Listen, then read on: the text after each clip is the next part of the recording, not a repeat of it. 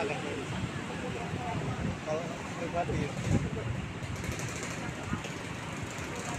rasa enak.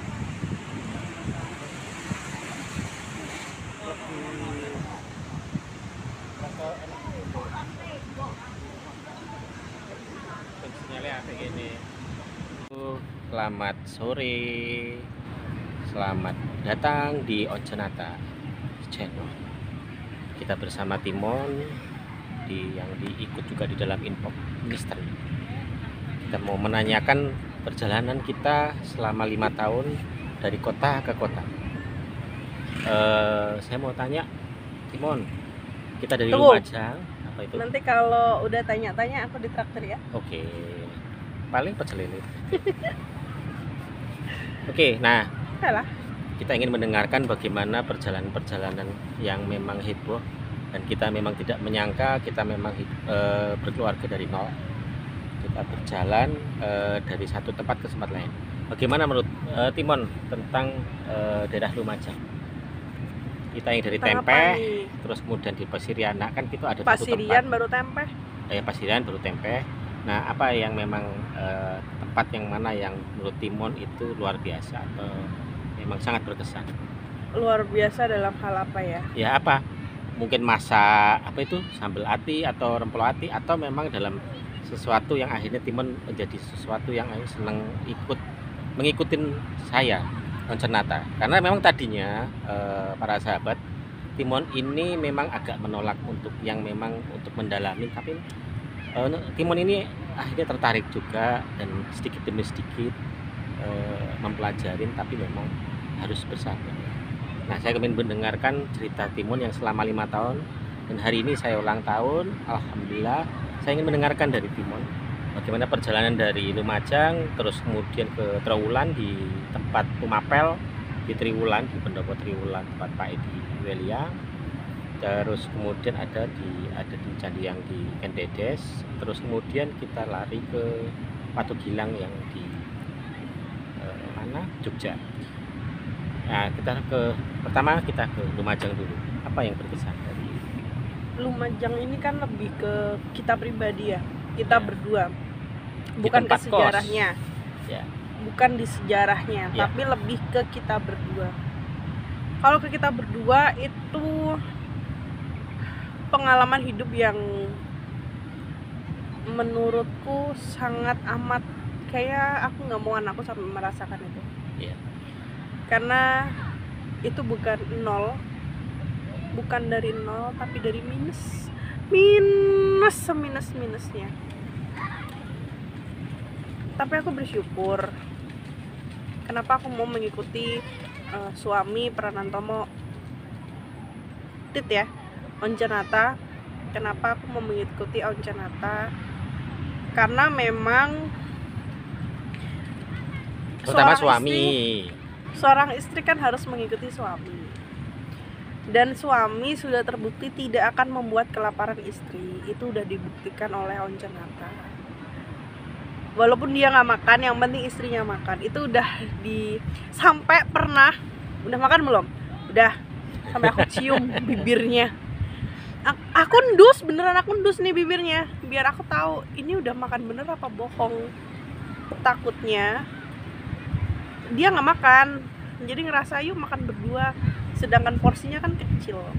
Waktu itu kan untungnya ya di Lumajang nasi masih ada harga 5.000. Nasi pecel harga 5.000 tuh masih ada.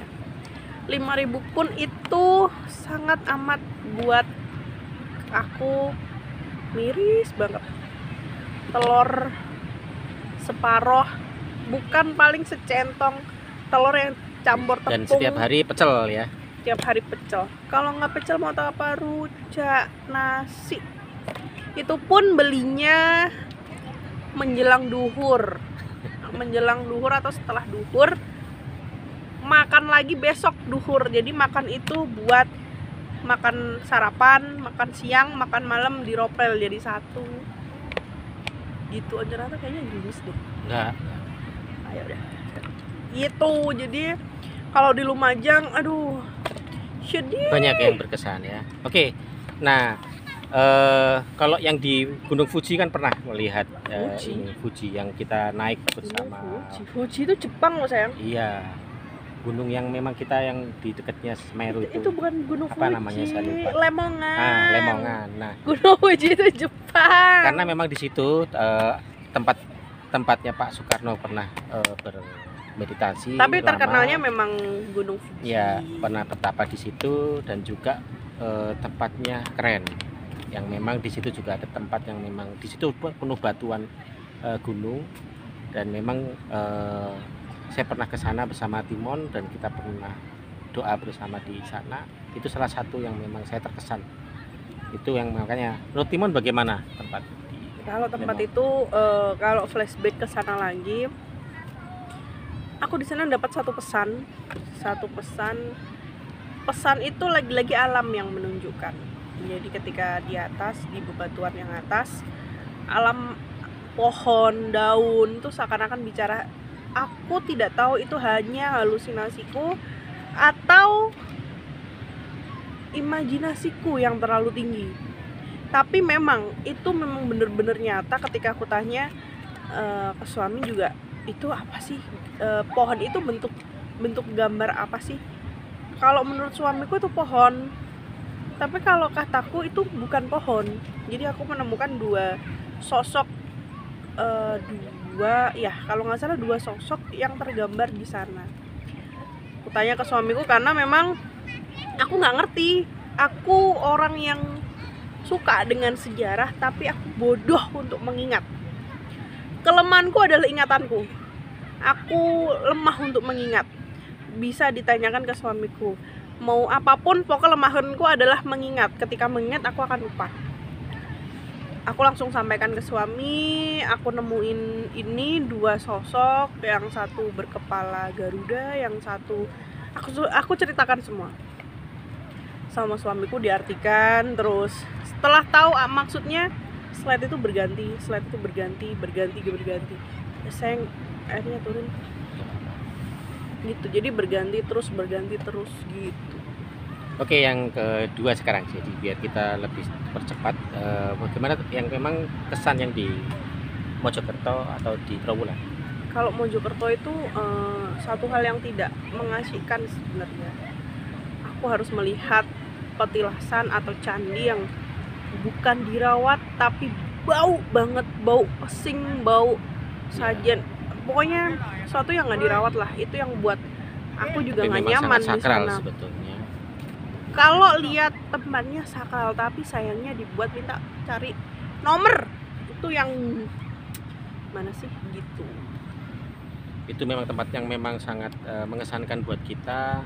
Memang tempat yang memang termasuk di Sendangguning, yang memang tempat salah satu sahabat kita. Dan tempat itu luar biasa. Memang diindikasikan memang dulu salah satu tempat di kota Majapahit. Oke, nah sekarang yang lebih banyak kita mungkin banyak ke Watu Gilang, yang kita pernah sampai salah satu sahabat kita Pak Bayudi ya, kan pernah yang memang ingin keluar waktu itu. Nah, cuman itu yang sangat berkesan, dan juga yang di Kota Gede itu yang juga luar biasa di Mataram ya, Mataram Islam yang pertama, di situ tempat Panembahan. Apa yang kesan-kesan antara di dua tempat itu? Kalau Watu Gede aku lupa. Jujur aku lupa banget. Kota Watu Gede. Ya, Kota Gede aku lupa. Ingatku adalah ban kita bocor dari Ya, sana. betul. Itu yang aku nggak bisa lupa. Karena itu malam hari, Malam sulit kita harus cari mencari tempat. bengkel. tambal ban. Terus kalau di Watu Gilang, aku nggak tahu kenapa jadi kita ke sana malam, suami bilang, Once bilang, yuk kita ke sana yuk gitu. Kita mampir kan udah sejalan tuh. Tapi feelingku aku nggak mau ke sana. Pokoknya aku nggak mau aja ke sana, ke Watu Gilang. Besoknya pagi aku bilang ke Once, karena memang tempat yang kita tempatin di Jogja sama Watu Gilang tuh cukup jauh banget. Jadi Once juga cuman bilang, kemarin diajak ke sana nggak mau, sekarang ngajak ke sana. Tapi kerentek hatiku pinginnya ke sana hari itu gitu. Ya. Sampai pada akhirnya kita ke sana, kita ketemu sama beberapa orang, ibu-ibu sama jupelnya, juru pelaksananya Pak Bayudi. Ternyata beliau capek dengan kondisinya di sana. Ketika ada tamu, ketika ada yang berkunjung ke sana, ketika yang jaga Pak Bayudi, pasti pengunjungnya diusilin, motornya digembosin dan lain sebagainya. Sampai akhirnya Pak Bayudi ingin mengundurkan diri dari jupelnya Watu Gilang. Nggak tahu bagaimana ceritanya, karena itu memang awal-awal pernikahan. Ketika Pak Bayudi ngomong seperti itu, ada rasa nggak terimaan. Kamu istilahnya gini, kamu baru gini aja udah nggak terima, cuman disuruh gini aja nggak terima, bukan kamu yang akan keluar gitu. Sampai ini aku nggak ngerti suami yang, kalau detailnya suami yang tahu, karena aku nggak tahu waktu itu aku gimana, karena memang udah dari rasa nggak terima aku, kenapa kamu keluar gitu. Aku hilang, nggak tahu apa yang aku omongin, nggak tahu apa yang aku gerakin, nggak tahu gitu. Kalau Watu Gilang, Karena memang di Watu Gilang itu sangat berkesan. Yang luar biasa itu adalah itu di malam hari waktu kita diskusi, ada beberapa sahabat juga di sana. Waktu itu kalau nggak salah ada 2 wanita juga yang sudah setengah baya. Juga waktu itu kita berkumpul, kita berdiskusi. Nah, yang luar biasa adalah ketika Pak Bayudi bercerita. Nah, Timon ini di belakang saya itu dia bercerita, janganlah dia udah keluar gitu. Cuman dia sambil yang lucu nih para sahabat adalah, loh kok seperti itu gitu kan? Kenapa dia nggak mengenal, tapi dia sangat antusias terhadap jubel yang di sana. Sehingga ya sudah saya utarakan ke Pak Bayudi. Nah, memang banyak hal yang kita bercerita lah tentang banyak lah di sana. Memang tempat Panembahan Senopati mendapatkan wahyu ya. Nah, disitulah luar biasa. Nah, inilah kesan, memang itu masih yang kita perjalanan ya 1-2 tahun lah. Nanti yang berikutnya akan kita lanjutkan. Karena memang banyak hal yang akan kita perjalanan ke berikutnya kita akan nggak tahu. Kemudian lagi-lagi kita stop karena hujan makanya kemarin. kita hujan kemarin, sekarang juga hujan. Jadi dari yang memang matahari Kemarin yang Alas terik, Purwo kita berhenti karena hujan. Sekarang di sini kita berhenti karena hujan. Mungkin ada sesuatu yang nggak boleh kita bahas di sini. Jadi kita bahas di rumah. Nanti kita lanjutin ya. Oke. Bye. Terima kasih. Jangan lupa subscribe, like and comment di Oncenata Channel. Terima kasih. Assalamualaikum.